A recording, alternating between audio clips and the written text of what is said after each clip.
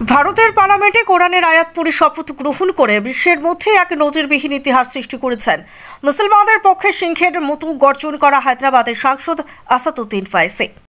আসাদুদ্দিন ওবেসি নাহমাদুহু ওয়া নুসাল্লি আলা রাসূলিল কারীম আম্মা বাদ।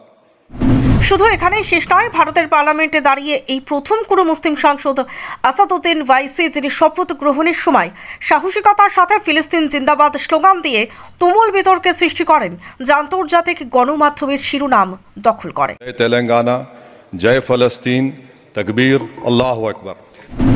আসাদ হলেন ভারতের সেই সাংসদ যিনি লন্ডন থেকে ব্যারিস্টারি পাশ করে এসে হায়দ্রাবাদ লোকসভা আসন থেকে লাগাতার 5 বার সাংসদ নির্বাচিত হয়েছেন, যিনি সংসদের ভেতরে 3 তালাক বিলের পেপার ছিঁড়ে প্রথম আন্তর্জাতিক স্তরে আলোচনার শীর্ষস্থান দখল করেছিলেন। অপরদিকে বিজেপি সাংসদরা আসাদুদ্দিন ওয়াইসির এমন বিতর্কিত শপথ গ্রহণের ভিডিও সংসদ টিভি থেকে ডিলিট করতে জোরালো দাবির ফলে চাপে পড়ে এই বিতর্কিত বক্তব্য ডিলিট করতে বাধ্য হয়েছেন সংসদের স্পিকার রাধামোহন সিং। ভারতের হায়দ্রাবাদের সাংসদ মিম প্রধান আসাদুদ্দিন ওয়াইসি মানেই বিতর্ক। গত কয়েক বছর আগে বিজেপি সরকার মুসলমানদের 3 তালাক প্রথা বন্ধ করে দেয়।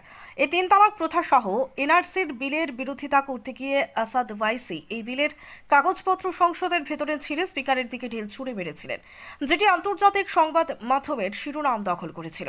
গত 25শে জুন মঙ্গলবার ভারতের লোকসভার শপথ গ্রহণ অনুষ্ঠানে তেমনই এক স্লোগান দিয়ে শপথ গ্রহণের প্রথম দিনেই তুমুল বিতর্ক সৃষ্টি করেছেন তিনি। ওয়াইসি উর্দু ভাষায় শপথ নেওয়ার সময় তিনি প্রথমে বিসমিল্লাহ বলে আল্লাহু আকবার ধ্বনি দিয়ে শপথ গ্রহণ শুরু করে নাহমাদুহু ওয়া নুসাল্লি আলা রাসূলিল কারীম আম্মা বাদ। ফাউযু বিল্লাহি মিনাশ শাইতানির রাজীম, বিসমিল্লাহির রহমানির রহিম। বিজেপির সদস্যরা সংসদে হইচই শুরু করে দেন, কিন্তু ওয়াইসি থামেননি। সবচেয়ে মজার বিষয় হলো আসাদুদ্দিন ওয়াইসি যখন শপথ গ্রহণের জন্য স্পিকারের সামনে গিয়ে হেঁটে যাচ্ছেন, তখন বিজেপির সাংসদরা তাকে দেখে জয় শ্রীরাম ধ্বনি শুরু করে দেয়, যার ফলে তিনিও আল্লাহু আকবার ধ্বনি দিয়ে শপথ গ্রহণ করেন এবং হিসাব বরাবর করে দেন। ঘটনা শুধু এখানেই শেষ নয়, শপথ শেষে আসাদুদ্দিনের মুখ থেকে বেরিয়ে এলো জয় প্যালেস্তাইন স্লোগান, জয় ফলস্তিন, তাকবীর, আল্লাহু আকবার, জানিয়ে বিজেপির সাংসদরা তীব্র বিরোধিতা করে। এই বক্তব্যকে সংসদ টিভি থেকে ডিলিট করতে জোরদার দাবি জানায়। এখানে একটি কথা উল্লেখযোগ্য যে গত 1 বছর থেকে ইসরায়েল এবং ফিলিস্তিনে নির্মম অত্যাচার চলছে। গোটা বিশ্ব নীরবতার সহিত পর্যবেক্ষণ করছে, কিন্তু কোনো পদক্ষেপ নেওয়ার সাহস পায়নি। ভারত যদিও সরকারি তরফে ফিলিস্তিনের স্বাধীনতা এবং সার্বভৌমতার পক্ষে কথা বলেছে, কিন্তু এই প্রথম কোনো ভারতীয় সাংসদ পার্লামেন্টে দাঁড়িয়ে ফিলিস্তিনের পক্ষে আওয়াজ তুলেছেন। এর আগে কেউ এমন সাহস দেখাতেই পারেনি।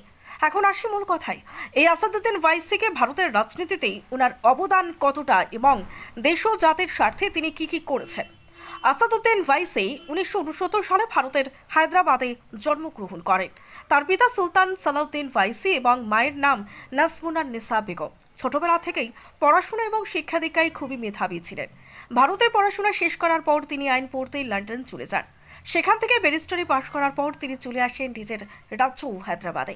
এখানে এসে জাতির স্বার্থে সমাজের উন্নয়নে সাধারণ মানুষের পাশে দাঁড়ানোর চেষ্টা করেন, আর এ থেকেই হয়ে ওঠেন ভারতবর্ষের একজন প্রখ্যাত মুসলিম রাজনীতিবিদ। এরপর তিনি একটি রাজনৈতিক দল গঠন করেন, যার নাম দেন সর্বভারতীয় মজলিস-ই-ইত্তেহাদুল মুসলিমিন। হায়দ্রাবাদ থেকে তিনি পরপর 5 বার লোকসভার সদস্য নির্বাচিত হন। ভারতীয় মুসলিমদের অধিকার নিয়ে সবসময় সোচ্চার থাকতে দেখা যায় তাকে। রাষ্ট্রের বিভিন্ন ইস্যুতে তার জ্বালাময়ী বক্তব্য এবং নৈতিক যুক্তির মাধ্যমে ভারতীয় মুসলিমদের মনে শক্তিশালী জায়গা করে নিয়েছেন এই মুসলিম নেতা। 1896 সালে ফারহিন ওয়াইসিকে বিয়ে করেন তিনি। তাদের 6 সন্তান রয়েছে। আসাদুদ্দিন ওয়াইসি একজন আইনজীবী। ভারতীয়দের কাছে নকিবি মিল্লাত কায়েদ আসাদ বাবা, আসাদ ভাই নামেও পরিচিত তিনি। 85তম লোকসভায় শ্রেষ্ঠ কৃতিত্বের জন্য 2014 সালে তিনি সংসদ রত্ন পুরস্কার লাভ করেন। 2019 সালে যখন তিনি লোকসভায় শপথ গ্রহণ করতে আসেন, এই সময় ভারত মাতা কি জয় এবং বন্দে মাতরম ধ্বনি তোলেন সংখ্যাগরিষ্ঠ বিজেপি সাংসদরা। ওই চিৎকার শুনে আসাদুদ্দিন ওয়াইসি হাসেন এবং ইশারায় তাদেরকে আরও জোরে চিৎকার করতে বলেন। তাদের চিৎকারের প্রতিবাদে সগর্বে তিনি বলে ওঠেন, জয় ভীম, জয় মিম, তাকবীর, আল্লাহু আকবার, জয় হিন্দ। এদিকে বিজেপি যখন মুসলিমদের 3 তালাক প্রথা বন্ধ করে দিয়েছিল, তখন বহুল সমালোচিত 3 তালাক বিলের তীব্র বিরোধিতা করেছেন আসাদুদ্দিন ওয়াইসি। পার্লামেন্টে তিনি বলেছিলেন যে দেশের সমকামিতা কোনো অপরাধ নয়, সেখানে কিভাবে 3 তালাকের জন্য মুসলিম পুরুষের শাস্তি হতে পারে। খবর বিবিসির। শুধুমাত্র 3 তালাক নয়, বহু চর্চিত বাবরি মসজিদ নিয়েও ভারতের পার্লামেন্টে সরব হয়েছিলেন আসাদুদ্দিন ওয়াইসি। সর্বশেষ 2024 সালে বিজেপি প্রার্থী মাধবী লতাকে প্রায় 3 লক্ষ ভোটের ব্যবধানে হারিয়ে তিনি ভারতের সাংসদ নির্বাচিত হয়েছেন।